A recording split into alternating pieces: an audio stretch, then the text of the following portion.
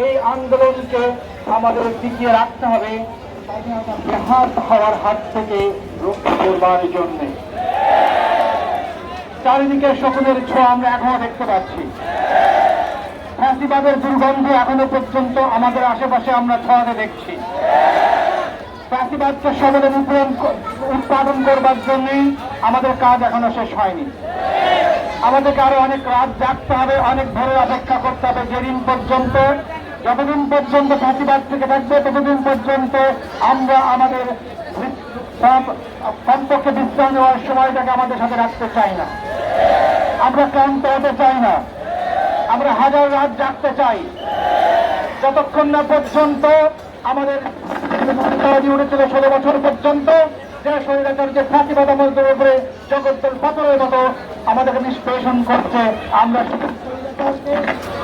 পর্যন্ত এই সমাজ এই অবরোধ থেকে দূর করতে পারবো ততদিন পর্যন্ত আমাদের সংগ্রাম চলতে থাকবে।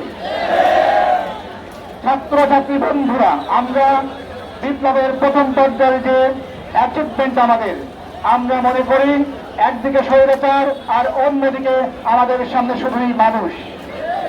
এই মানুষদেরকে বিভক্ত করার সমস্ত ষড়যন্ত্র আমাদেরকে রুখতে হবে।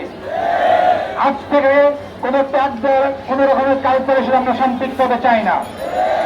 আমরা বলছি, আমরা আন্দোলনকারী, আমরা সংগ্রামকারী, আমরা বিজয় অর্জন করবার জন্য যে অনুষঙ্গ কাজ করেছে তাদের নিয়ামক হিসেবে আমরা কাজ করছি।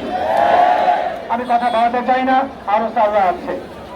আমরা এই আগস্ট মাস, আমরা জুলাই মাস পেয়েছিলাম, আমাদের এই আগস্ট হওয়ার কথা ছিল শোকের মাস।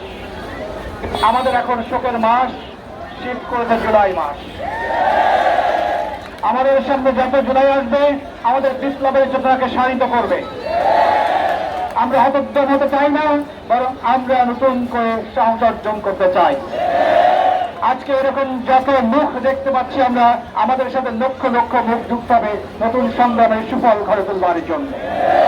আমরা সেই দিন পর্যন্ত অপেক্ষা করব। ভালো থেকো তোমরা সবাই। বিপ্লব দীর্ঘজীবী হোক, ন্যায্যতা